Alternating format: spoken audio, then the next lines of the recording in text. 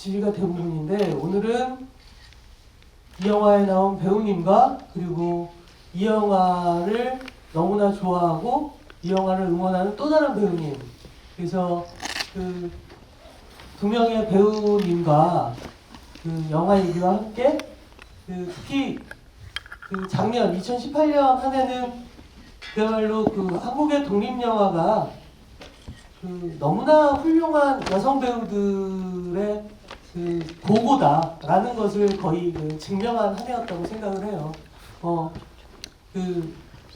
이제는 이곳저곳에서 너무 쉽게 얼굴을 발견하게 되는 이상희 배우부터 김세벽 배우라든가 또는 많은 배우들이 바로 독립영화를 통해서 그 우리들과 만남을 시작했고 이제 굉장히 중요한 한국 영화에서 중요한 배우로서 가고 계시기 때문에 그런 의미에서 그 2019년을 시작하는 올해의 첫 발견이 또한 2월이란 영화하고도 연동이 되는 것 같아서요. 예, 이제 시작을 해볼까 합니다. 먼저 그 오늘 보신 영화 2월의 그 배우인 주민경 배우님, 그리고 오늘의 게스트 우리들의 전여빈 배우입니다. 인사 말씀 한 번씩 해주시죠.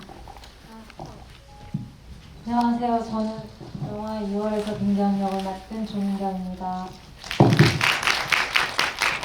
네, 안녕하세요. 저는 2월을 응원하러 온 전여빈입니다.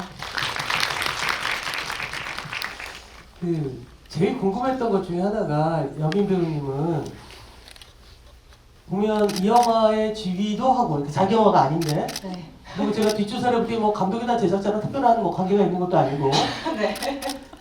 그런데 지휘도 나와주시고 그리고 보면 광고에 보면 그 여빈 배우님이 이 영화에 대해서 막 쓰신 것이 나올 정도로 이 영화의 거의 응원 단장 격이신데 그 이유가 특별히 있을까요?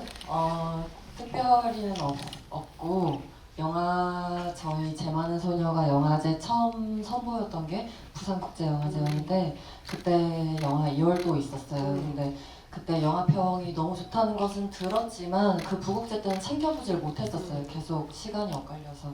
그러다가 서독제 때 사실 그때 변양치 감독님께서 꼭 보라고 추천을 해주시기도 하셨었고 권혜우 선배님도 추천을 해주셨었어요. 그래서 어떻게든 꼭 봐야겠다라는 생각을 갖고 서독제 때 봤는데 그냥 영화랑 그리고 민경 배우 그리고 또 거기 안에 있는 또 다른 배우들 막 계시잖아요.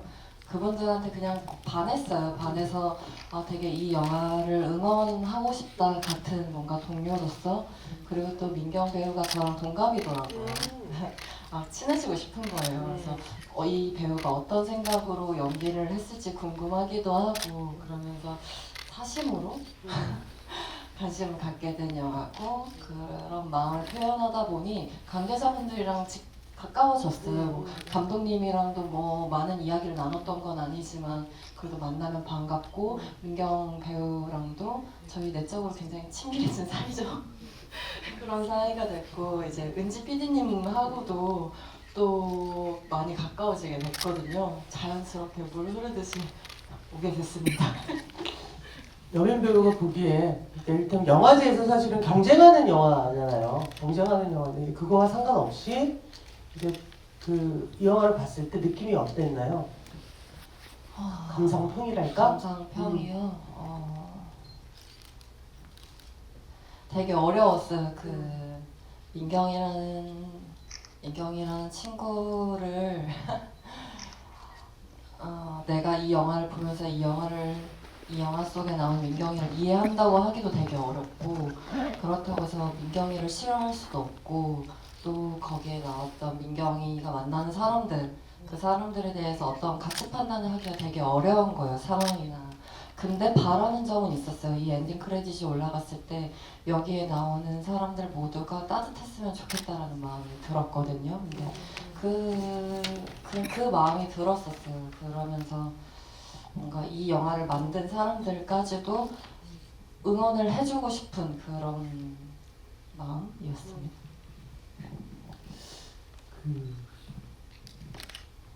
실제 이름도 민경이고 영화 속 이름도 민경이잖아요. 그건 의도된 건가요? 감독님이 민경 씨를 캐스팅한 이후에 이름을 민경이로 한 건가요? 아마 시나리오가 나오기 전에 음. 저를 먼저 캐스팅하신 걸로 알고 있어요. 그래서 아, 그 전설가도 같은 배우 얼굴 보며 시나리오를 썼다는 바로 그런 겁니까? 아니 그런 것까지는 아닌데 이제 감독님이 제 얼굴을 이렇게 보시고 조금씩 바꾸셨다라는 아. 걸 알고 있거든요. 그리고 정말 너무 감사하게도 어떤 저의 얼굴의 어떤 이미지적인 부분을 다양하게 봐주셔서 그런 이제 민경이라는 인물을 만드실 때 조금 다양하게 어떤 그런 부분들이 더 나왔다고 말씀을 해주셔서 진짜 너무 감사했거든요. 아, 정말 전설가도 같은 얘기예요. 내가 왜 전설이라고 그러냐면 그 김태용 감독이 그 자기 영화 집유를 하면 꼭 뭐 그 배우를 이렇게 사진을 붙여놓고 시나리오를 쓴 것처럼 항상 얘기를 해요. 그래서 그럴 때마다 되게 어이없어. 아, 나 지금 되게 순화된 말로 바꾸더라고. 근데 그게 그럴 수밖에 없는 게 탕웨이라는 배우와 그런 작품을 리메이크 해보자라는 기획으로 김태형 감독이 들어간 거였기 때문에. 근데 대부분 그런 경우가 아니라면 사실은 배우를 놓고 시나리오를 쓴다는 건 불가능한 일이어서 제가 전설 같은 얘기를 하고 있구나 그랬는데, 참고로 말씀드리면 이 영화의 감독님이 김태형 감독이 연출부를 하셨었어요. 네, 뭔가 엄습하는 어떤 기운이 있는데, 오늘 보고 이 영화를 또 보시고 싶으신 분은 설 이후에 김태형 감독이 또 저처럼 이 영화의 지휘 진행을 합니다. 그때 와서 보시면 그 친구가 되게 말 못하는 것처럼 굴지만 사실은 여우처럼 말을 잘하기 때문에 되게 좋으실 것 같은데, 이 영화 2월을 보면 사실은 민경 배우밖에 할 사람이 없겠구나라는 생각이 들어요. 그러니까 왜냐하면 이 캐릭터가 실은 동정받거나 사랑받거나 마음을 주는 캐릭터가 아니잖아요. 그냥 끊임없이 사람들의 기대를 어긋나면서 되게 위압적으로 구는 캐릭터고, 그렇기 때문에 굉장히 좀 고집스러운 느낌도 있었으면 좋겠다는 생각이 들고, 그래서 저도 2월을 처음 봤을 때 처음 딱 10분 지나고 캐스팅 기가 막히겠구나라는 생각을 했었는데, 민경 배우에게 이 작품은 장편은 처음이죠.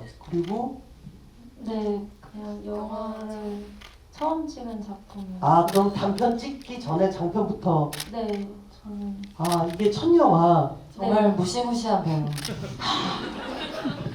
근데, 근데 너님도 그렇지 않으세요? 나는 저는 단편 열심히 찍었습니다. 그렇습니까? 네. 근데 첫 장편으로 작년에 모든 상을 다 받은 거잖아요. 네. 심지어 올해 초에도 뭐 하나 받지 않았나요? 그저 갖고 왔습니다. 올해는 민경 배우. 네. 그랬다 또 다른 영화 나오면 또 그 얘기를 하시겠지만, 어땠어요? 처음 시나리오를 받았을 때? 처음 시나리오가 사실은 맨 처음에 받았을 때는 이 내용이 아니었었어요. 이제 그때도 사실 처음 받았을 때 굉장히 당황을 많이 했던 시나리오였었는데, 인물 자체가 감독님이 이제 제 이름을 이렇게 배역 이름을 써놓으시고 이제 민경이가 말을 하고 행동하는 걸 쭉 읽었는데, 너무 좀 못돼서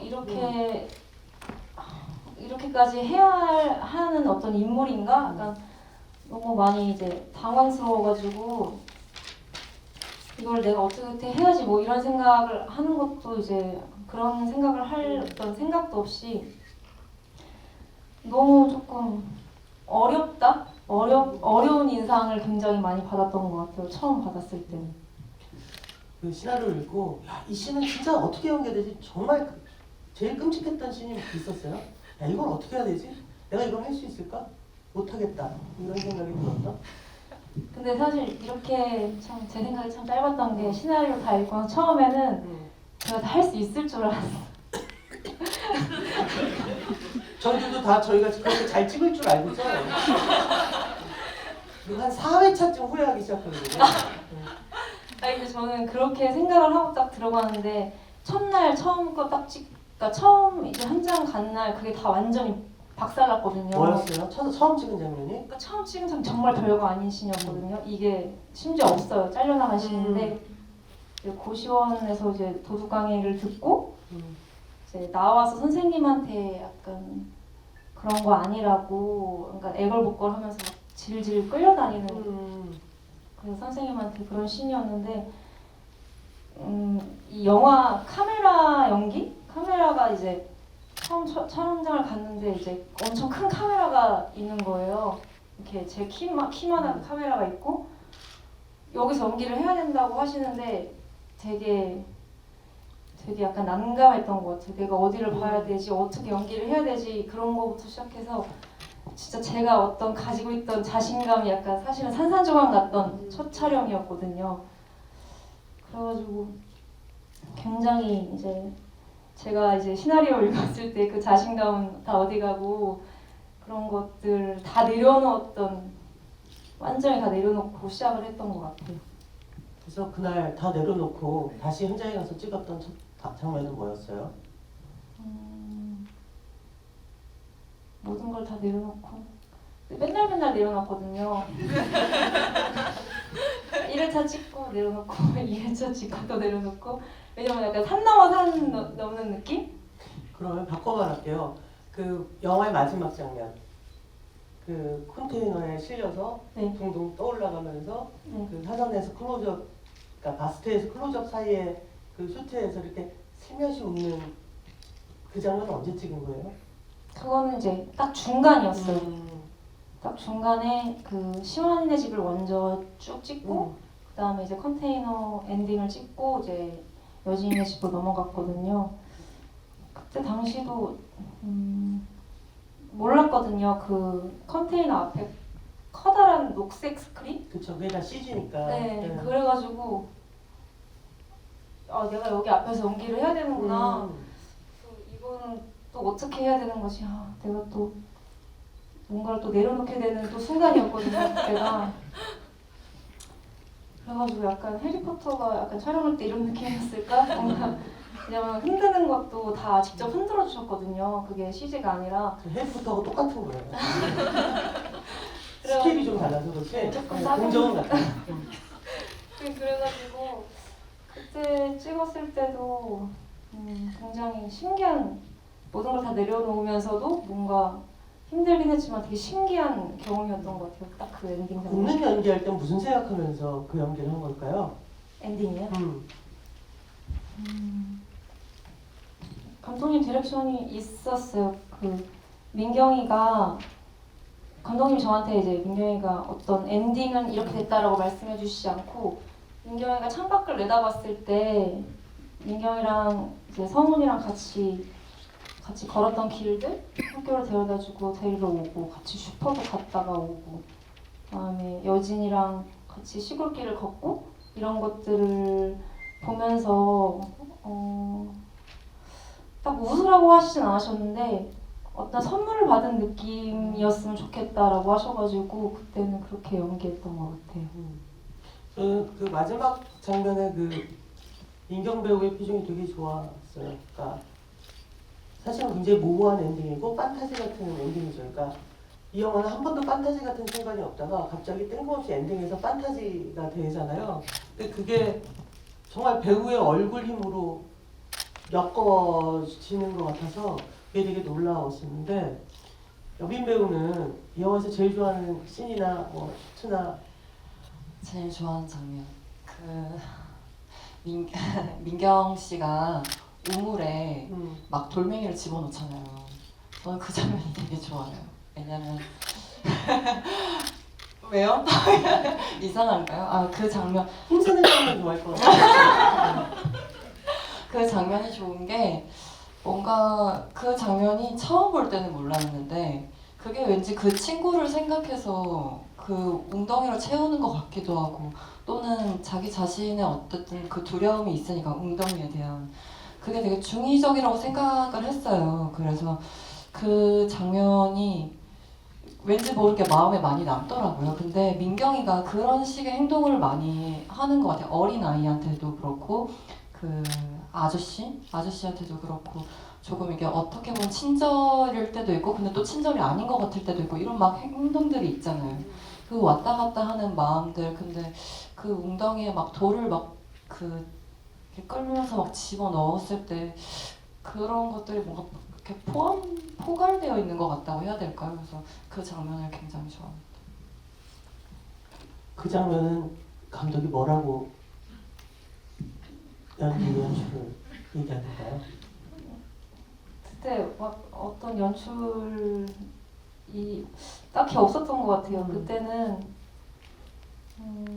자연스럽게 왜냐면 그 돌을 이제 포대자루, 마대자루 그에 막 넣는데 처음에 이제 좀 돌이 몇 개 안 들어갔었나 봐요. 그래서 너무 무겁지 않게 지켰다고 감독님이 이제 돌 거기 밭에 있는 다 모든 돌을 끌어 오셔가지고 이제 그걸 다 넣어가지고 막 땅에서 파가지고 엄청 큰 그래가지고 어떻게든 이제 제가 그걸 질질 자기 몸보다도 훨씬 무거운 그런 걸 이제 막 마구잡이로 막 넣는 사실 막 어떻게 뭐 두려운 게 보여라 뭐 이런 게 하시진 않았는데 그때 당시 조금 화가 났던 것 같아요. 너무 춥고 이런데 감독님이 계속 돌을 이제 계속 이렇게 커다란 돌을 이제 엄청 무겁게 해가지고 되게 힘들게 일부러 그렇게 하신 것 같아요. 그래가지고 되게 좀 신나게 했던 것 같아요. 사실 그 장면은 저 되게 좀 춥긴 했는데 되게 약간 정신없이 막 화풀이 약간 그렇게까지는 아니지만 약간 되게 좀 자연스러웠던 것 같아요. 그때는. 근데 그 여행 배우가 말한 것처럼 뭐랄까 이 영화는 그 우리의 상식적인 그러니까 우리가 흔히 영화에서 그 궁지에 몰린 여성이 그 관객과 손을 잡으며 그 다음 행보를 걷는 어떤 뻔한 방식을 결코 걷지 않잖아요. 그러니까 그 특히 그 누구죠 그 룸메 여진 그 여진의 집에 갔을 때는 굉장히 위압적이고 물론 저는 그 집에 처음 갔을 때 여진의 이미지가 되게 좀 무서웠었어요.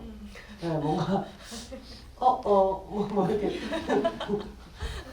근데 그 영화에서 보면 거기서 그녀가 여진으로부터 상처를 받고 도망가는 것이 아니라 실은 스스로 상처받기 전에 그냥 쓱싹 해버리고 튀는 그런 것들이 굉장히 그 사실은 우리가 흔히 보는 궁지에 몰린 여성이라는 그 이야기 구조에서 본 적이 없는 캐릭터여서 근데 그게 놀라운 건 마지막까지 그 감정이 가는데 얘가 밉지는 않은 거죠. 그러니까 생존하는 무언가를 왜 이게 좋은 예가 되진 않을 것 같긴 하지만 왜 동물의 왕국 같은 프로그램을 보면 생존하기 위해서 끊임없이 가해를 하자, 그러니까 방어를 위한 가해를 하면서 생존을 하는, 그러니까 그야말로 들짐승 같은 걸 보면서 처음엔 으악 저렇게 물어뜯다니 뭐 이러면서 보지만 나중에는 그거 자체가 굉장히 하나의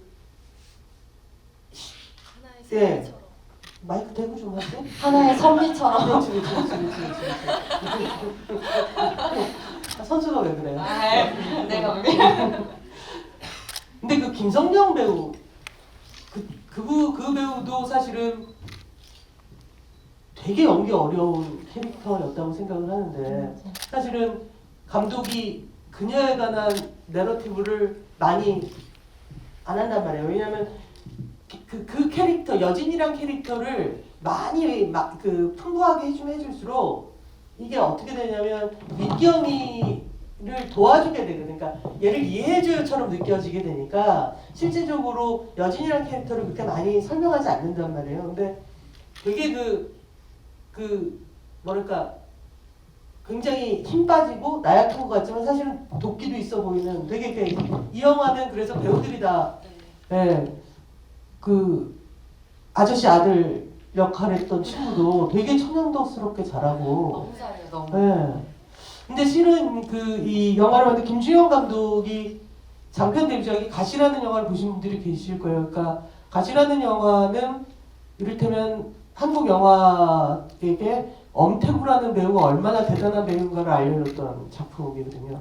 그래서 근데 가시라는 영화는 이제 엄태구라는 배우를 써서 어떻게 보면 이제 사기꾼인 엄마와 그리고 재건축 회사일 거예요. 재건축 회사에 다니면서 되게 힘들게 일을 하는데 막 결혼을 준비하려고 하는데 잘 안 되고 돈은 없고 엄마 때문에 사기당한 사람이 오고 자기도 엄마한테 당하고 뭐 이러니까 그야말로 그 민경처럼 몰린 어떤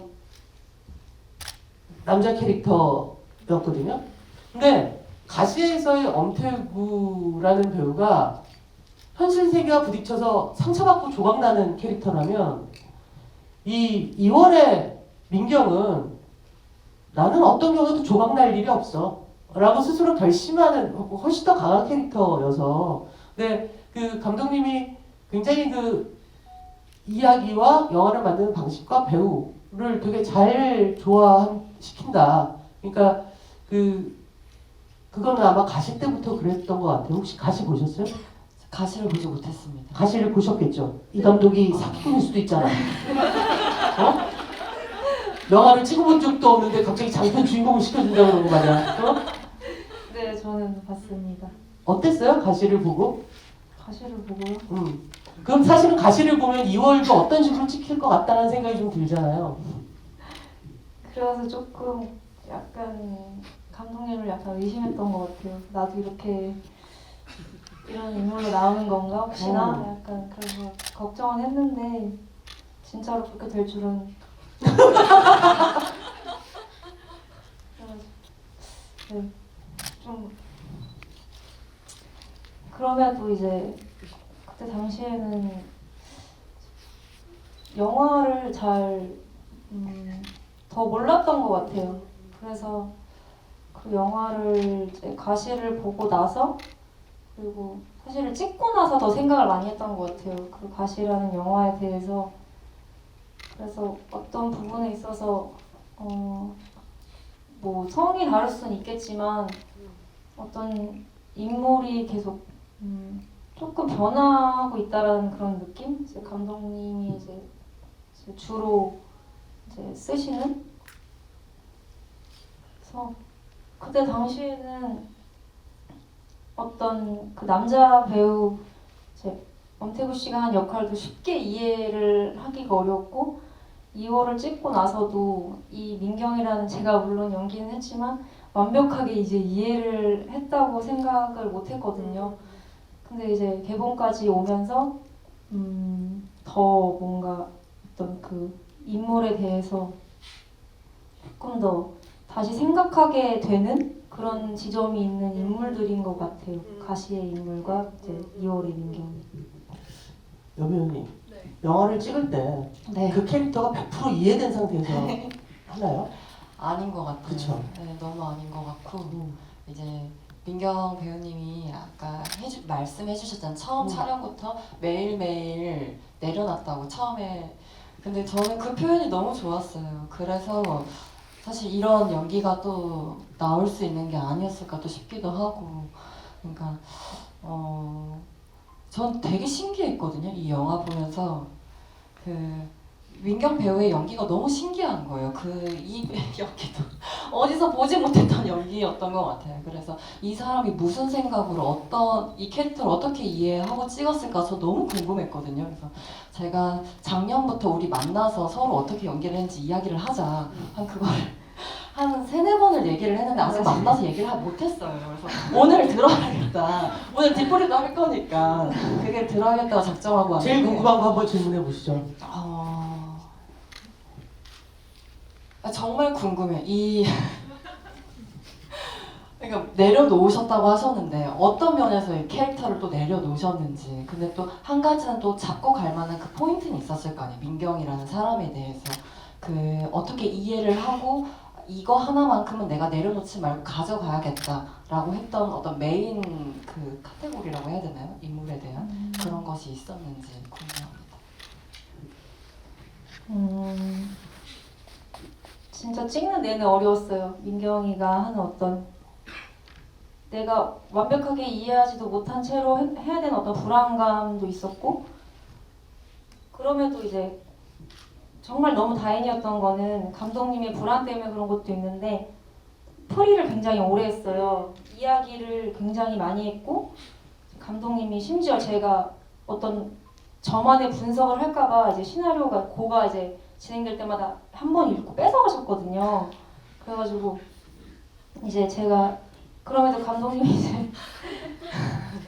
이제 뺏어가시고 나서 이제 뺏고 나서 이제 이걸 어떻게 읽었냐 이제 이런 얘기를 하면서 되게 많은 이야기를 나눴는데 그래서 제가 제일 중요하게 생각했던 거는 감독님이 얘기했던 부분이 이제 시선이었어요. 민경이가 누구를 어떻게 보고 그다음에 상대가 이야기할 때 얘를 어떻게 보고 이런 것들을 얘기를 하셨는데 진짜 어려웠어요. 민경이의 어떤 리액션이 제일 어려웠던 것 같아요. 민경이가 이 친구 상대방의 이야기를 듣고 어떻게 반응할까 이게 좀 잘 안 보여가지고 굉장히 어려웠는데 민경의 어떤 그런 감정 같은 경우는 사실 제가 촬영을 진행하면서 민경이랑 같은 어떤 경험들 촬영을 하면서 이제 인물이 겪었던 걸 똑같이 겪잖아요. 그런 걸로 어쩔 수 없이 감정이 조금 쌓이더라고요. 이제 민경이가 겪는 어떤 감정들이 그런 것도 있었고 감독님이 전사를 설정하지 않으셨어요. 전사를 절대 설정하지 않으시고 이 상황에 놓인 인물이 하는 표현이었으면 좋겠다고 얘기를 하셔서 진짜 그 상황에 집중을 굉장히 많이 했거든요. 찍을 때 물론 이제 다른 배우분들이랑 리딩도 굉장히 많이 했어요.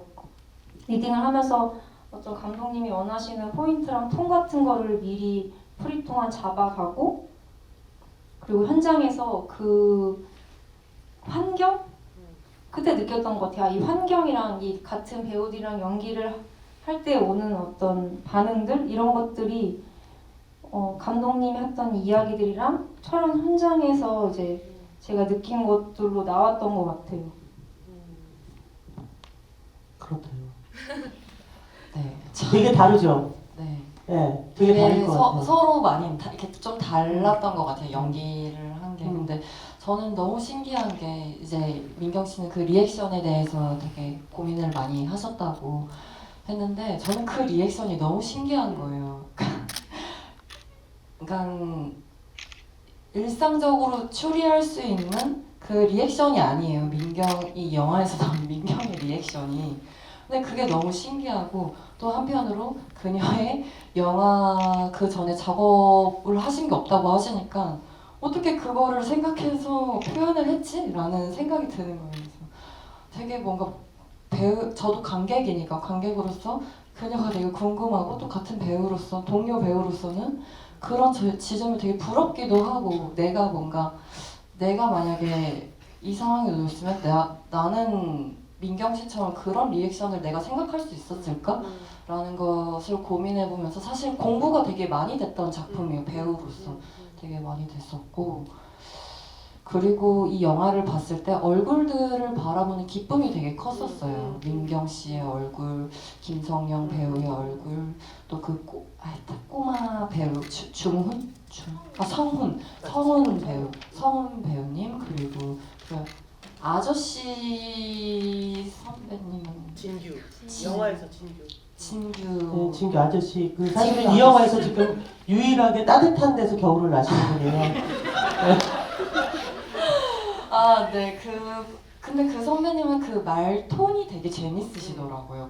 그리고 그 아가 배우는 사실 제일 좋았던 건 계란 날리는 그 스냅 어떻게 연습을 했을까 되게 궁금하더라고요. 착 하는 게 전혀 예상하지도 못한. 근데 그 성훈 배우와 그 민경 배우 그 둘 사이 그리고 민경 배우와 여진 역을 했던 성령 배우 그 사이가 이렇게 두 명 이렇게 얼굴들이 붙어 있을 때 그 힘이라고 해야 되나요? 관계의 힘이라고 해야 되나요? 그걸 바라보는 것이 굉장히 좋았었어요. 이 영화에서 그 성훈 배우와 그 성훈이라는 아이와 민경이의 관계가 가장 좋을 수밖에 없는 건 사실은 성훈이만이 민경이를 동정하지 않잖아요. 네. 그러니까 민경이 입장에서는 방어벽을 가질 이유가 없죠. 네. 네, 그래서 사실은 이 영화에서 우리는 사실 눈치를 채잖아요. 분명히 술 먹고 사고를 칠 거고 사실은 그게 놀랄 일은 아니잖아. 예측 가능한. 네. 그러니까 계속 술을 먹잖아. 응. 그리고 그 순간 이 파라다이스는 아작이 난다는 걸 우리는 알고 있는데도 불구하고 네. 아마 영화를 보면서 가장 안 그랬으면 좋겠다. 그냥 맞아. 여기서 영화가 끝나면 큰일 나는데 근데 그랬으면 좋겠다고 생각이 드는 건 아마 민경이가 가장 안정돼 있는 상황 때문이었을 것 같아요. 네. 그 사실은 어떻게 그러지 나랑 다르지라고 하는 건 영화가 달라서 그래요. 영화가 달라서 그래요. 그러니까 뭐냐면 이를테면 그 여빈 배우가 영화에서 보여줬던 건 어떤 처연함이잖아요. 네. 근데 그 처연함을 이 영화는 어떻게 표현하냐면 처연한 상태 나를 관조하는 나를 실체화시켜 버린 거거든요. 그러니까 사실은 영화가 너무나 다른 거죠. 네. 그러니까 여기에 처연하고 힘든 내가 있어. 근데 그 여빈 배우의 영화는 그것을 끊임없이 따라가면서 이 친구가 단호하게 결심하고 네. 그 다음 길로 가는 걸 보여주는 거고 이 영화는 그 처연한 상태에 있는 나를 우리가 이제 머릿속에서 허상 하나를 만들어요. 그래서 처연한 나를 바라보는 거야. 그럼 난 이미 처연하지 않죠. 그냥 처연한 나를 바라보는 또 다른 나인데 갑자기 얘가 실체화돼 버렸어. 그래서 그런 표정으로 이를테면 그게 어쩌면 감독이 민경이라는 캐릭터가 세상을 뚫고 버틸 수 있는 유일한 방법은 그런 방어벽밖에 없을 것이라고 생각했을 수도 있을 것 같고 그것을 굉장히 잘했던 건 어쩌면 영화 경험이 없기 때문에 더 잘했을 수도 있을 것 같아요. 그래서 사실은 민경 배우 입장에서는 큰일이 난 거죠. 실은 이제부터는 계속 이런 캐릭터가 아니라 다양한 캐릭터로 계속 배우를 해야 되는 거고 네. 근데 첫 영화에서 이미 사람들을 매혹시킨 얼굴을 보여줬단 말이에요. 이제는 내려놓을 수도 없을 거고. 네, 좀 어려운 것 같아요. 그 다음에 이제 조금 단편을 찍게 된 어떤 기회들이 있어가지고 했는데 진짜 처음 찍었을 때랑 완전히 다르더라고요. 제가 그렇게 생각하는 그러니까 뭔가 그러니까 뭔가 열심히는 똑같이 하는데 뭔가 달라서 조금 더 어려워지기는 했어요. 그래서 주위에서 선배님들이 이제 걱정도 많이 해주시더라고요. 이게 아마 민경이가 처음 찍어서 가능했던 부분들이 분명히 있었을 텐데 좀 더 어려워질 수 있겠다, 힘들 수 있겠다라는 말씀을 해서 그걸 지금 좀 체감을 하고 있어서 경험이 많이 없는데도 그래서 요즘 그게 최대 고민이에요. 지금. 선배인 척해. 선배죠 진짜. 민경 씨 두려워하지 마시고요. 장난이고 저는 민경 배우를 잘 모르지만 민경 배우를 믿고 그리고 저도 되게 많이 헤매고 있거든요. 근데 제 연기에 있어서 중요한 건 배우가 자기 자신을 믿고 함께 하는 사람들을 믿는 것 같아요. 그냥 저도 잘 모르겠어서 그래서 요즘 제 마음속에 가장 큰 키워드는 용기거든요. 용기 그리고 함께. 그래서 이번에 저도 제만소년 끝내고 사실 제가 제만소년 끝내고 한동안 작품을 못했어요. 그 작품을 저도 거의 한 1년 만에 들어간 영화들이었었어요. 천문이랑 해치지 않아가. 그러면서 고민이 막 머릿속에 생각이 너무 많아지는 거예요. 연기를 하는데. 근데 그게 어떻게 보면 뭔가 잘하는 연기를 하고 싶어서 막 생각이 많아졌던 것 같아요. 그래서 사실 그거 잘하는 연기를 향해서 달려가려고 하지 않았고 그 주변 사람들이랑 어울릴 그 주변 배우들 그 역할들이랑 잘 어우러졌으면 좋겠다라는 생각이 또 그 현장에서 저의 과제였어요. 그래서 잘했는지 못했는지는 모르겠지만 그냥 어쩔 수 없는 것 같아. 배우는 그냥 내가 나를 격려하고 그리고 모니터링 해주는 스태프님들, 뭐 감독님을 믿고 가는 수밖에. 우리 힘내봐요. 그럴 것 같아요. 그러니까 이를테면 독립장편 영화에서 타이틀롤을 잡고 주목을 받고 근데 사실은 연기하는 게 어렵지 않거든요.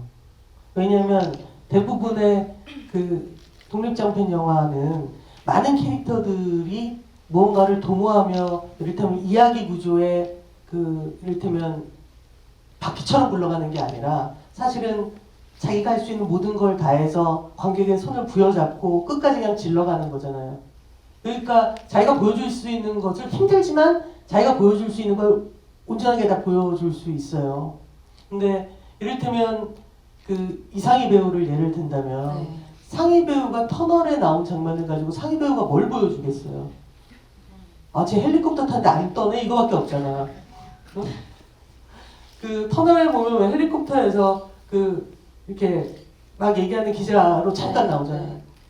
그런데 그 이후에 상희 배우가 계속적으로 연기를 하면서 저는 미스터 선샤인에서 상희 배우가 그 씬 전체에서 그야말로 가장 중요한 것들 자기가 분위기를 다 하는 연기를 하고 라이프에서는 더 좋았다고 생각을 하거든요. 그래서 드라마에서 연기지만 거기서의 상희 배우 모습을 보면서 너무 좋았어. 아, 이 친구는 네. 막 드디어 막 이제 다 하는구나. 그러니까 바퀴의 역할이라는 게 사실은 배우에서 되게 중요한 거. 그래서 아마 함께라는 키워드를 네. 얘기했을 것 같아요.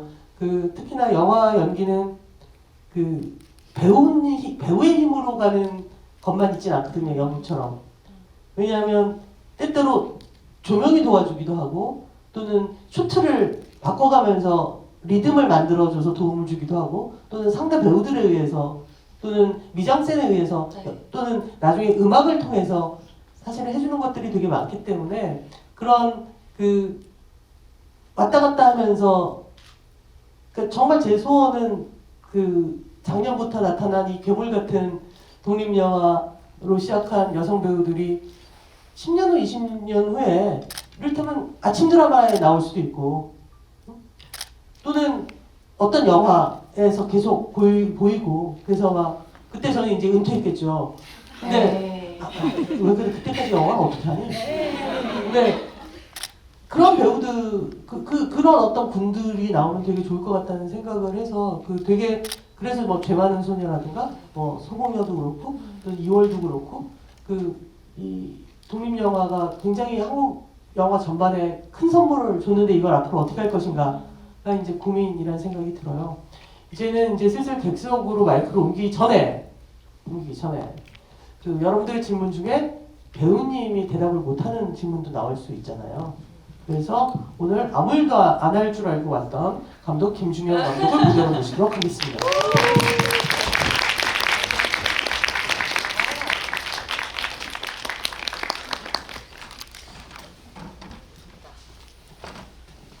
마이크는 여빈 배우랑 같이 좀 일단 관객분들께 한 말씀.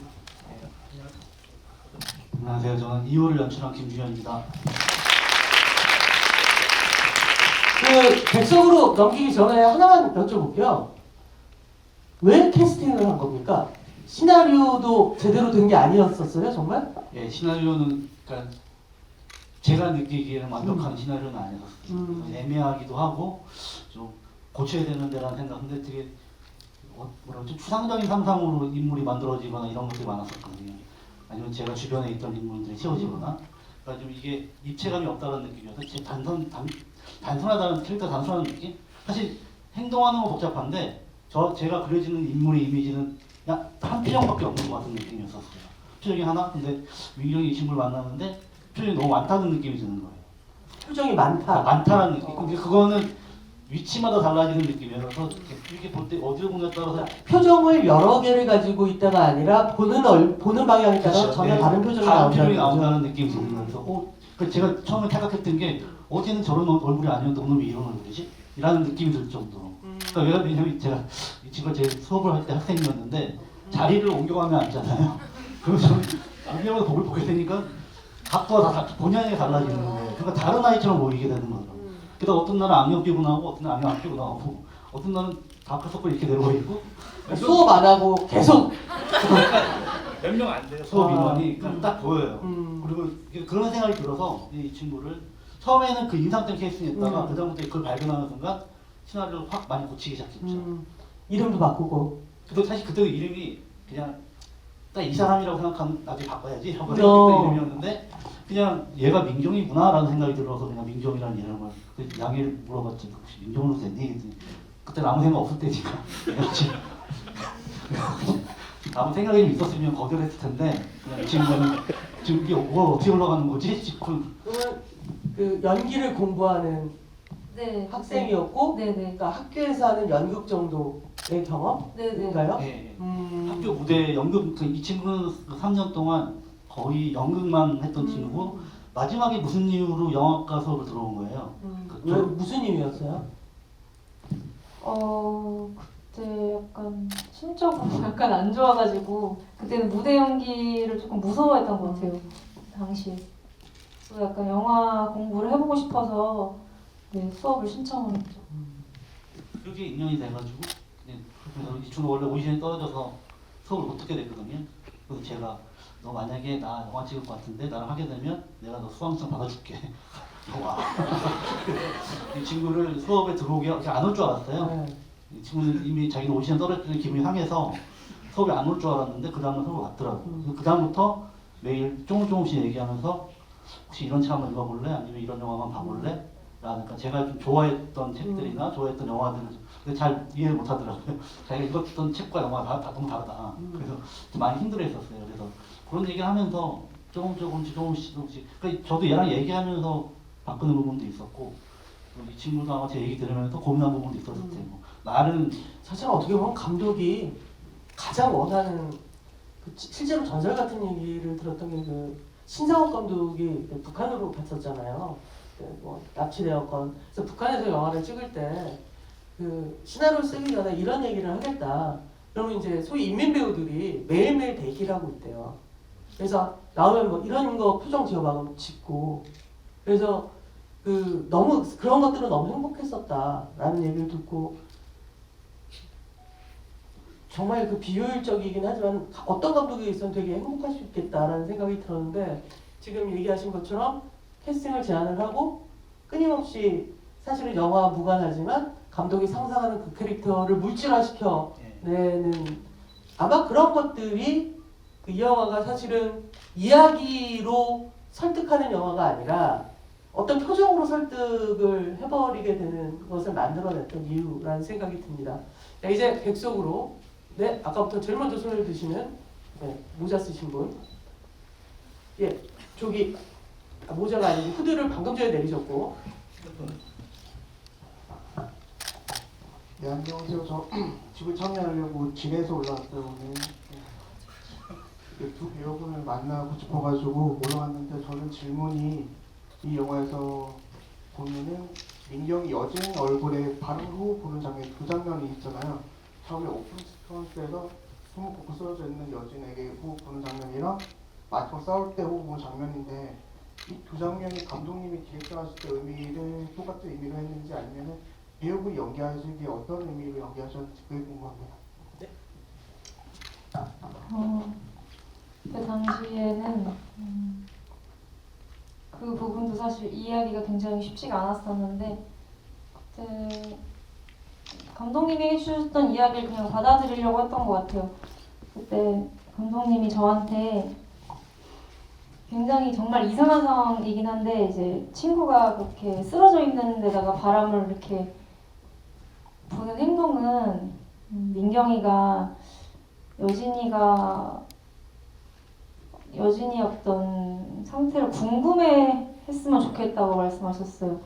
그러니까 이렇게 얘기하면 안 돼요. 살았는지 죽었는지 얘가 이렇게 불면 깨어나는지 그래가지고 사실 조금 이래도 되나 사람이 그랬는데 그때 당시에는 어떤 중요한 이제 의미가 있다고 생각을 하면서 그렇게 했고 나중에 후에는 그냥 이 인물이라고 생각을 했던 것 같아요. 얘는 민경이는 이런 행동을 할 수밖에 없는 인물? 네, 그렇게 했던 것 같습니다. 혹시 첨언하실 말이? 예. 이게 사실은 3번 나오거든요. 후 보는 장면이 처음에 오프닝 초반에 쓰러져 있는 아이한테 한번 불고 초반에 여진에게 가서 잠자고 있는 여진한테 한번 불고 마지막에 이제 아기를 충분히 내비치고 나서 그때 다 털어놓고 불잖아요. 이게 저는 뭐 처음에 단순하게 살았는지 죽었는지 처음 거는. 두 번째 거는 내가 그렇게 했다는 걸 기억하고 있는지 없는지 확인하는 거. 얘가 혹시 내가 그날 거기 있었다는 걸 기억하는 건가? 라고 했던 거라고 당연히 생각을 하고, 마지막은 너 정말 기억 못해? 나 너 죽는 거 보고 난 너를 살려주지 않았어. 너 죽는 걸 보고 지켜봤을 뿐이야라는 걸 얘한테 알려주는 거예요, 사실은. 예. 이렇게 반복돼야 된다고 생각을 했었어요. 이게 약간 장치 같은 느낌이긴 한데 처음에 아예 그 시즌이 없었거든요. 없다가 사실 민경이랑 얘기하면서 많이 생겼던 거예요. 그것도 좀 얘를 보는 순간 얘가 진짜 싸늘하게 나를 볼 때가 지금도 그게 보는데 싸늘하게 볼 때가 많은데 되게 겁나거든요. 싸늘하게 볼 때. 근데 그게 정말 뭔가 아무 아무튼 의도 착하게 살아야죠. 의도 없이 싸늘하게 보는 느낌이 더 컥하더라고요. 그런 느낌으로 좀 보면서 불면 이 인물이 되게 궁금해지지 않을까라는 생각을 처음에 많이 했었고, 그 숨기러 간다 이 정도만 생각을 많이 했었던 것 같아요. 하긴 그때 뭐 이런다든가 이런 너무 전문적인 느낌이 드니까.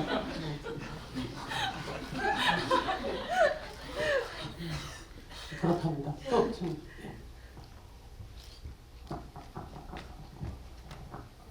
2월 첫째 날 2월이라는 영화 보게 돼서 정말 감사하고요. 감사합니다. 네, 혹시 그런 의미에서 영화 제목을 2월로 하신 이유가 있는지 궁금합니다. 그러니까 2월이라고 했던 게 사실은 딱 계절 달 2월을 생각을 했어요. 그러니까 겨울의 끝, 겨울의 마지막을 보내는 느낌. 그러니까 2월을 민경이 견뎠으면 좋겠다. 이월만 버틴 법이니까라는 생각. 3월도 춥고 2월도 추운데 왠지 기분상 3월만 되면 좀 목도 가벼워질 것 같고 그런 기분이 들잖아요. 그것 때문에 2월이라고 생각을 했는데 단순하게 그렇게 생각했다. 저희 PD와 촬영 감독이 좋다. 근데 숫자 2보다 그냥 2로 하자. 이제 2월 된다는 느낌도 민경의 느낌과 맞다. 좀 약간 올드하지만 그래서 저는 그리고 곰곰 생각해 보니까 그 제목이 약간 정말 촌스럽긴 하지만 민경이를 가장 많이 설명할 수 있는 계절적 느낌, 겨울에서 가장 끝이라는 느낌이 설명되는 것 같아요. 그러니까 약간 희망이라는 느낌도 붙어 있으면서 좀 견뎌야 한다는 그런 좀 고됨 이런 것도 좀 있고 그런 약간 복잡한 어떤 2월달 그리고 약간 모자른 달이잖아요. 또 다른 달에 비하면 그 묘한 느낌도 좀 있고 그래서 그런 걸로 종합적으로 우연하게 농담처럼 얘기했지만 정말 민경이가 닮아있다라는 생각을 좀 많이 했던 것 같아요. 지구온난화 이전의 2월. 네. 또 질문 있으시면? 네, 모자 쓰신 분?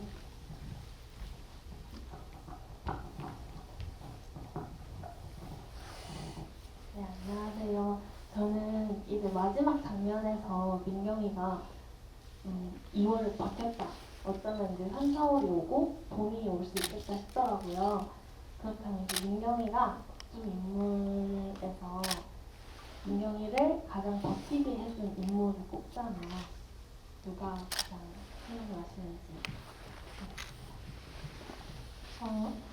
민경이가 만약에 2월 견뎌낸다면은 뭐 이제 여진이도 있고 아저씨도 있고 아들도 있고 한데 그 중에서 가장 봄을 기다리게 해준 버티게 해준 인물이 누가 될 수 있을까?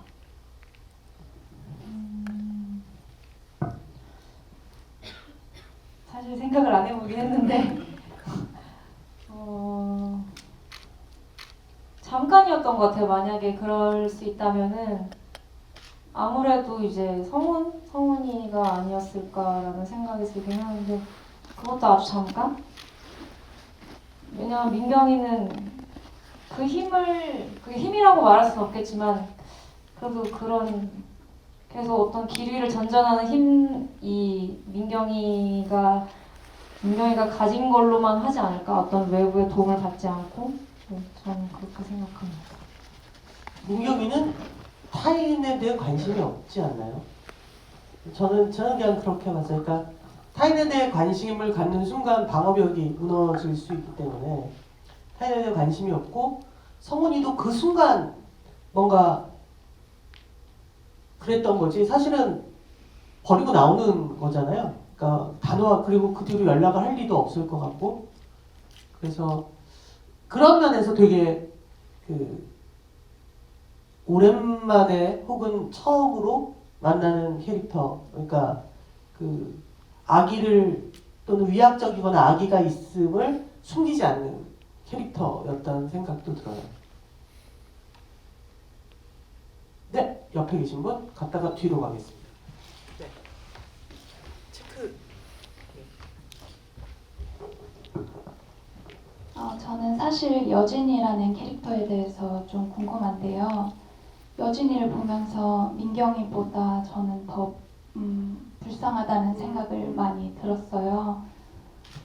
보통 영화에서 이제 여자 두 명의 친구가 있다 보면 늘 풍족한 곳에서 자란 친구와 이제 부족한 환경에서 자란 친구 두 명이 대부분 이렇게 대비가 되면서 늘 주인공은 조금 이렇게 부족한 환경에서 자란 친구가 더 주인공이 돼가는데 그런 상황 속에서 여진이라는 캐릭터를 어떤 사람으로 생각하고 이 영화에 나오게 하셨는지 질문이 좀 구체적이지 않나요? 일단 구체적이에요. 일단 감독님이 먼저 여진이라는 캐릭터를 에 대해서 설명을 해주시고 일단 민경 배우가 그 여진을 그러니까 민경에게 여진은 어떤 존재라고 생각하고 연기를 하셨는지를 얘기하시면 될 것 같아요. 여진이는 제가 제일 많이 걱정했던 부분이 지금 말씀하신 그런 부분이거든요. 저는 사실 이 영화는 여진이를 위한 영화가 아니라 민경이라는 아이를 위한 영화였는데 왠지 다른 캐릭터들의 사연들이 부각되는 순간 밸런스가 깨져서 복잡해질 거라는 걱정을 되게 많이 했었어요. 그래서 사실은 본의 아니게 민경이한테 스트레스를 많이 준 게 네가 좀 뭔가 그걸 더 해야 된다라는 식의 얘기를 많이 했어요. 그리고 어제도 다른 그 매체랑 얘기를 할 때도 그렇게 얘기를 했었는데 저는 정말 미안한 얘기지만 그 배우들한테 굉장히 많은 얘기를 해주지 않았어요. 민경이만큼 많은 얘기를 해주지 않았어요. 왜냐면 되게 궁금해요. 어떤 아이예요? 왜 자살을 해요? 뭐예요? 진규는 왜 이혼을 해요? 막 이혼을 했어요? 전에 왜 돈이 이렇게 많아요? 왜 매일 5만 원을 줘요? 그 얘기를 관객들만 궁금해하시는 게 아니라 배우들이 궁금해서 제가 1차에 얘기 안 했어요. 자세히 안 하고 대충 많이 버나 보죠. 뭐 이런 식으로만 얘기를 하고 되게 답답하고 힘들어하셨어요. 그건 왜냐면 사실 민경이한테 얘기를 많이 했던 게 뭐냐, 민경이한테도 사실 외부 캐릭터에 대한 정보는 전달하지 않았어요. 딱 자기 얘기만 했었어요. 왜냐면 저는 제가 생각하는 연기 디렉팅이라는 걸 어떻게 생각하면 저는 연기를 못하는 사람이고 연기를 공부해보지 않은 사람이기 때문에 삶을 기반으로밖에 표현할 수가 없거든요. 그래서 내가 아는 만큼만 보는 거예요, 사실은. 그런데 배우들은 그 이상을 알고 싶어해요. 그 이상을 알고 싶어하고 캐릭터를 분석하고 만들어가려고 하더라고요.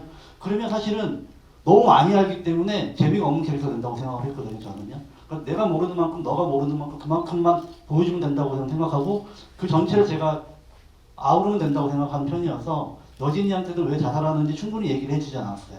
단순히 너는 우울증이고 내가 생각하기에는 여진이 너는 약간 죽음으로 어떤 신호를 보내는 사람 같다. 그러니까 내가 정말 죽을 사람은 아닌데 자살을 하는 행위로 누구한테 신호를 보내는 사람이다. 너도 불행한 사람이야. 근데 민경이는 그걸 알아. 네가 그렇게 한다는 사람을. 근데 단순히 민경이가 너를 싫어하는 이유는 딱 하나. 너는 가진 게 많은데 너는 왜 죽으려고 하고 나는 가진 게 없는데 왜 살려고 하지? 거기서 약간 억울한 거예요, 얘는. 화가 나고. 너 다 있잖아. 아버지가 돈들이 뭐 해주고 다 해주고. 넉넉하잖아. 나는 아버지가 깜빵가 있고 지금 뭐 이런 거 여러 가지 뭐 전기세도 못 내고 이러고 있는데 나는 지금 꾸역서 살려고 지금 돈도 훔치고 만두도 훔쳐먹고 막 이러고 살고 있는데 그런 모욕적인 상황을 견디고 있는데 너는 왜 죽지? 내가 정작 죽을 사람 난데? 라는 이런 어떤 감정이 아니겠니? 이런 정도만 얘기를 해줬어요. 왜냐면 거기다가 너 이만저만 하면 걔 캐릭터가 너무 커지고 너무 디테일이 많아지면 사실 민경이에 방해가 될 거라고 생각을 했어요. 저는 이 영화는 오직 민경이라는 인물이 이 격을 어떻게 하냐가 중요한 거였거든요.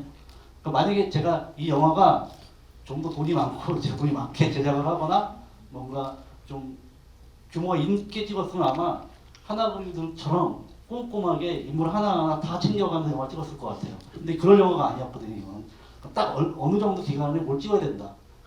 그 제한적인 상황이 너무 큰 영화였기 때문에 제가 처음으로 어떤 인물에 확 집중해서 찍은 영화가 이 영화였던 것 같아요. 가시 때는 그러지 못했거든요. 그렇죠. 가시 때는 세 명이 굉장히 공평하게 제가 다 배분을 했는데 그때는 그게 가능한 상황이라고 제가 착각을 하고 있었고 별로 때려없는 상황이었는데 이걸 찍으면서는 도저히 불가능하다가 그래서 딱 해서 제가 아예 처음부터 디렉팅도 그렇게 하고 그래서 지금도 아마 약간 여진 성령 배우나 주원 배우나 저 낭점이 있을 거예요. 왜 나를 이렇게 답답하고 했지? 막 이런 생각 지금도 약간 찝찝한 마음이 있을 거예요. 사실 그런 마음들이.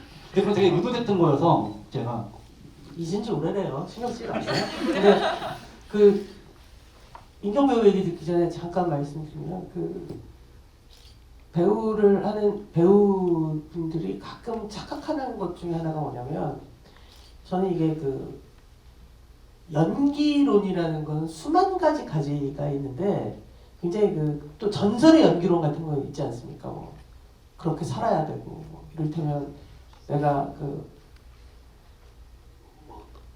어떤 캐릭터를 하면 그 캐릭터처럼 막 지내야 되고 뭐 이런 것이 사실은 되게 허구라고 저는 생각을 할 때가 많아요.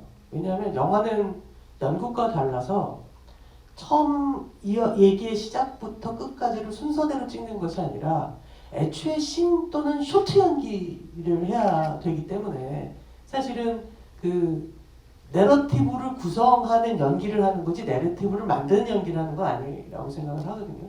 근데 많은 그 처음 연기를 막 하는 친구들이 자기 캐릭터를 맡았을 때 그 캐릭터의 앞뒤를 상상해 오는 경우가 있어요. 그러니까 영화에서는 하도 구박을 받아서 뭐 가족이랑 밥을 먹다가 상관없고 나가는 역할이야. 근데 갑자기 뭐 이 친구가 사실은 초등학교 때 이런 기억이 있고요. 뭐 이런 식으로 만들어 오는 경우가 있어요. 근데 그게 굉장히 위험하거든요. 왜냐하면 그게 아니면 어떻게 해요?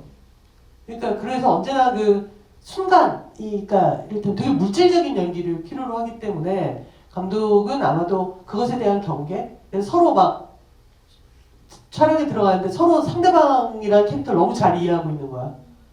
라는 것이 나오는 것을 경계했던 거죠.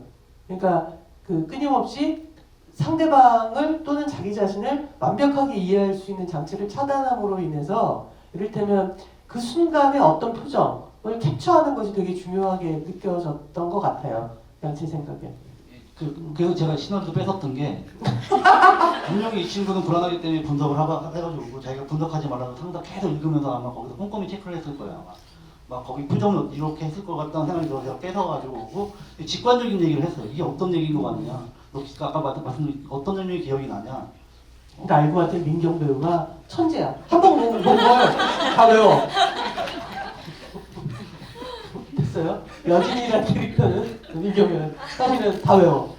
막 12군데 다 알아. 어디가 틀렸는지 자기 다 알고 있어. 아니 그렇게 천재였으면 좋겠다는 생각이 드는데 그 여진이 그 할 때 감독님이 그 얘기를 해주셨어요. 미리 여진이란 어떤 역할을 생각할 때 기본적으로 이제 설정이 되어 있었거든요. 이제 여진이랑 진규를 자기한테 어떤 우호적으로 해주는 그런 인물들을 이용하는 인물이다 민경이가.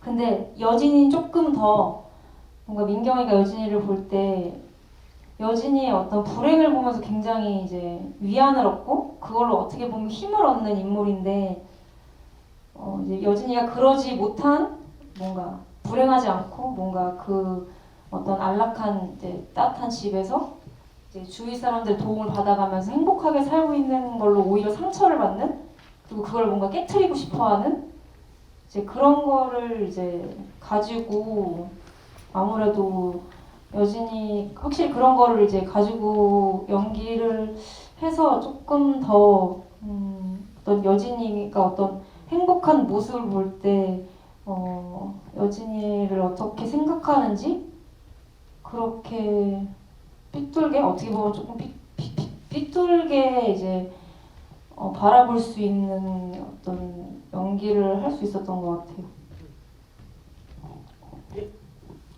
마지막 질문 저 뒤에. 네, 안녕하세요. 오늘 영화 잘 봤고요. 제가 평소에 방구석 율례를 좋아하는데 오늘 방구석 율례 박청규 그런 것 같은 느낌이 제 마음을 전해주더라고요. 네. 제가 느꼈던 거는 그 마지막에 컨테이너가 올라가는 장면을 보면서 민경의 자존감이 좀 올라가지 않았나라는 걸 표현한 게 아닐까라고 저는 생각을 했었거든요. 그래서 감독님께 여쭤보고 싶은 거는 그나마 영화에서 그 민경에게 공정하지 않는 게 성원인데 이 영화가 이후의 장면을 좀 생각해봤는데 과연 민경이가 성원이에게 돌아갈까라는 걸 생각해봤는데 어떠신지 물어보고 싶었어요. 마지막 장면에 대한 뭐 다양하게 보실 수 있을 것 같아요. 그러니까 민경이 죽었다. 뭐 보실 수도 있죠. 그것 자체가 판타지고 공사 현장에서 사실은 민경이는 굉장히 참혹하게 죽었다. 인 거일 수도 있어요.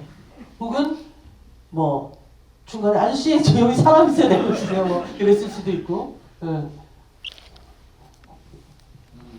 고민을 진짜 많이 한 장면이었어요. 사실은 솔직히 먼저 말씀드리면 고민을 너무 많이 하다가 사실은 제가 결국에는 저도 오마주를 하게 됐어요. 마리주아 오마주지. 사실 김태훈 감독님 연출부 하면서 제가 13년 동안 이해를 못했던 장면이 하나가 있었는데 가족한테 날아가는 거? 네. 그걸 제가 13년 동안 이해를 못해서 심지어 촬영할 때도 감독님한테 좀 섞임에 혹시 가족의 탄생 기억나시죠? 마지막에 이렇게 노래 부르다 이렇게 날아가잖아요. 네, 위로 올라가잖아요. 김태훈 감독은 모든 영화에서 한 번씩 날아가요. 제가 굉장히 감독님한테 막 그때 숲김에 막 영화 망했다고 막 그러고 시사회 때 볼 때도 저는 처참하다고 생각이 들었어요. 어떻게 저 진짜 쓰셨네라고 생각을 해가지고 그러니까 그걸 저는 전혀 이해를 못했어요. 그리고 꽤 오랫동안 이해를 못했어요. 그리고 사실 심지어는 만취해서 중간에 그냥 기사 장면 나오잖아요. 그 판타지 같은 춤추다 날아가죠. 날아가는 장면도 있었잖아요. 그래서 이분은 이게 뭔가 생각을 하다가 제가 공중부양의 로망이 있는 거죠. 그러다가 이걸 고치는 순간에 갑자기 저는 그냥 민경이가 팩트로는 불행할 것 같다는 생각을 했었어요.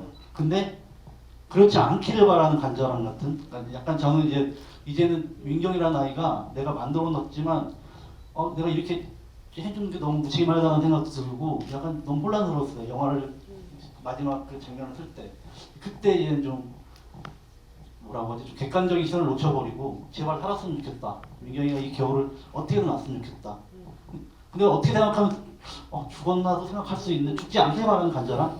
예, 간절한 그런 것들이 좀 많이 들어갔던 것 같아요. 그래서 민경이한테 그때 그 얘기도 민경이한테 많이 하자면 촬영장에서 그때 그래서 그렇게 얘기한 게 보면서 저 안에 네가 같이 움직였던 어떤 같은 인물들의 그 풍경들이 있을 거라고 상상을 해봐. 라고 했던 게 그런 의미도 있고 음악도 그렇고 촬영할 때도 촬영 감독한테 그런 식으로 약간 주문을 했고 그리고 음악 감독님한테 음악을 만들어달랄 때 딴 사람들은 거의 다 반대 비슷하게 했어요. 음악이 너무 좀 안 맞는 것 같다 정서랑. 근데 저는 이게 좋다고 생각했어요. 왠지 모르게 이게 다시 생활하는 듯한 느낌? 이게 거기 보면 이게 사운드가 잘 들으실지 모르겠지만 음악 자체에 두근두근하면서 시작을 하거든요. 심장 뛰는 소리처럼. 그게 마치 민경이가 다시 태어나는 듯한 느낌? 그런 것들을 많이 주고 제가 김태훈 감독이 그 장면을 떠올리다가 갑자기 그런 의미였나? 싶은 생각이 들어서 그럼 나도 한번 감독님부터 말하면 허락해 주실 것 같은데? 하고 말씀 안 드리고 일단 찍고 사실은 촬영서 개봉하기 전날 전화드렸는데 그 말씀 드리려고 전화했는데 그 얘기 듣지도 않으시고 지부해 줄게라고 해서 그럼 지부할 때 말씀드려야겠다. 김태훈 감독은 아직 그러고 계세요. 그게 김태훈 감독이 지휘하는 게 언제입니까? 예? 2월 19일이요? 아직 멀었네요. 그때까지 이 영화 극장에 붙어 있을 거라는 확신이 있으면 거죠. 네, 2월 19일. 네, 그 김태훈 감독하고 하는 집이 되게 재밌을 것 같아요. 네, 사실은 그 마지막 장면은 감독님이 말한 것처럼 바램일 수도 있고 갑자기 그러니까 이 영화에서 유일하게 나오는 판타지라 좋았던 것 같아요. 그러니까 사실은 그녀는 우리 모두가 엔딩이 되게 참혹할 것이다. 그녀는 죽음으로써 끝날 것이다라고 상상하게 되잖아요. 그 길이 없으니까. 근데 그러니까 그녀가 컨테이너 안으로 들어가는 순간 우리는 그런 상상을 하게 되는데 그럼에도 불구하고 어떤 바램이라는 판타지로 가는 것이 그 현실을 부정하는 게 아니라 뭔가 그럼에도 불구하고 전여빈 배우가 그 이 영화에 평했었던 2월 되기를 바라는 그런 마음이 느껴져서 되게 좋았던 것 같고요. 그 마지막으로 여빈 배우나 그 현재 준비하고 있거나 하고 있는 프로젝트가 있으면 잠깐 여러분들의 다음을 기대하는 분들께. 네, 저는 해치지 않아랑 천문이라는 영화를 한 일주일 전에 아주 열심히 다 끝마쳤고 또 그 다음에 열심히 소처럼 일하고 싶어서 작품들을 계속 만나려고 노력하고 있거든요. 연기를 진짜 열심히 하고 싶어요. 많이 하고 싶고 그렇습니다. 네, 그냥 이제 끝나가 인사니까 그 사실 뭐 저는 이 영화 보면서 생각이 들었던 것 중에 사람 뭐 감출 수 없는 건 뭐 세 가지가 있다 그런 거 말하잖아요. 뭐 사랑을 감출 수 없고 그 사랑이 뭐 감정인 것 같아요. 감정을 감출 수 없고 뭐 미소를 감출 수 없고 그리고 가난을 감출 수 없다라는 말이 있었는데 민경이 처한 상황이 어쨌든 그 환경이 자신의 마음도 강팍하기 때문에 마음도 가난하고 그 외부적인 환경도 가난이 어쨌든 그녀 자신조차도 동정을 이미 할 수 있는 그 상태를 벗어나 버렸던 것 같아요. 그래서 민경이를 미워할 수가 없었던 것 같아요. 그 상황이. 그래서 되게 이 영화를 지지해주고 싶은 게 그런 마음이었었어요. 그 정리가 잘 안 되는데 그 이해할 수 없는 그 사람을 근데 그게 민경이의 탓만은 아닌 것 같은 거예요. 탓이 아니에요. 민경이의 탓이 아니고 네 그렇습니다. 이 정리되지 않는 마음 근데 이런 거 아닐까? 내 옆에 오는 건 좀 그런데 근데 네가 버티는 건 응원할 수 있어. 맞는 것 같아요. 내 옆에 친구면 어려울 것 같아요. 솔직히 마음 많이 어려울 것 같아요. 내 앞에서 후 막 이러면 감당 못할 것 같아요. 경찰 불러야 돼. 네. 하지만 너가 잘 살았으면 좋겠어. 만든 것 같아요. 그런 마음이었습니다. 너무 잘 봤습니다, 영화.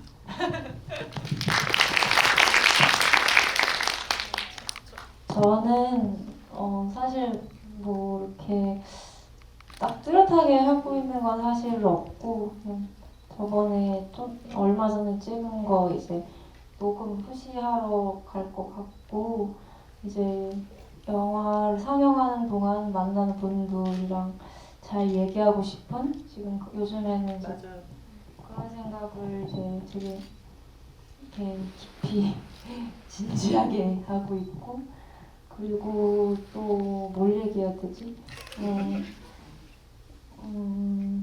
저도 마무리 얘기해도 되는 거죠?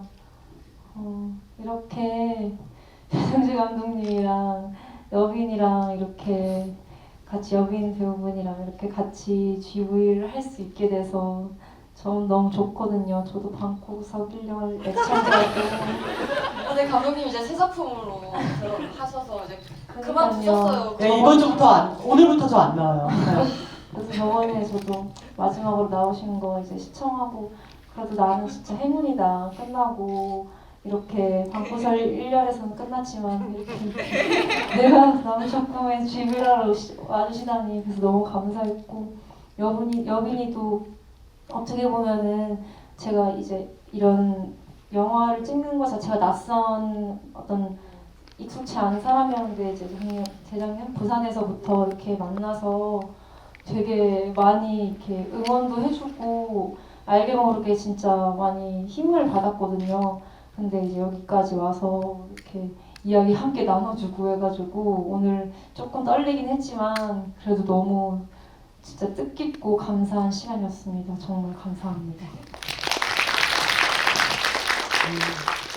아까 민경 배우가 영화를 다 찍었지만 완벽하게 그것을 한 것 같진 않다. 여빈 배우도 그렇고. 근데 영화는 결국 만들어져서 상영을 하고 관객하고 만나는 날 완성되는 것 같아요. 그래서 아마 그 영화를 찍으면서 이건 내가 했지만 이게 뭐였을까라는 게 사실은 관객들의 리액션, 관객들의 감상을 통해서 내가 했던 표정이 이렇게 보여지는 거구나.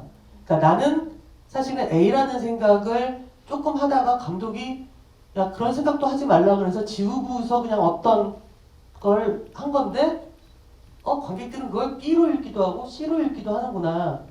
그럼 그 순간 나의 그 표정은 누군가에게 B로도 보이고 C로도 보이는 거라고 각인하는 순간 그 다음 영화를 하게 되는 길이 열리는 것 같아요. 그래서 아마 이를테면 우리는 죄 많은 소녀 다음에 여빈 배우는 죄 많은 소녀가 아니라 또 다른 그러면서 관객들을 만나고 너 마지막에 그런 표정 너무 그랬어. 아, 나한테 그런 게 있구나를 깨달으면서 이를테면 자기 얼굴에 인장을 하나씩 붙이면서 그 다음에 행보를 걷는 거라 그런 공정들을 겪으시고 나면 그 뒤에 민경 배우가 우리에게 어떤 모습으로 다시 보일까 뭐 이런 것들 또는 드디어 우리가 보게 되는 그 전여빈의 그 조단학 연기는 과연 어떠한가 난 그런 것도 굉장히 궁금하거든요. 왜냐면 드디어 이제 막 그 연기 그만둘 생각도 하고 이러다가 이제 연기 너 앞으로 한 10년은 더 하래 라는 명을 받고 이제 어떤 그 길을 걷고 있는 그 얼굴들을 계속 기억해 주신다면 그 아마 되게 행복한 2019년 그 우리가 열광하는 여성 배우들의 얼굴들과 만나실 수 있을 거라는 생각이 듭니다. 네, 다시 한번 끝까지 앉아서 함께 참여해 주셔서 감사하고요. 오늘 저에게 영화를 보여준 감독님, 배우님 그리고 함께 해준 전현무 배우께 큰 박수 부탁드립니다. 감사합니다.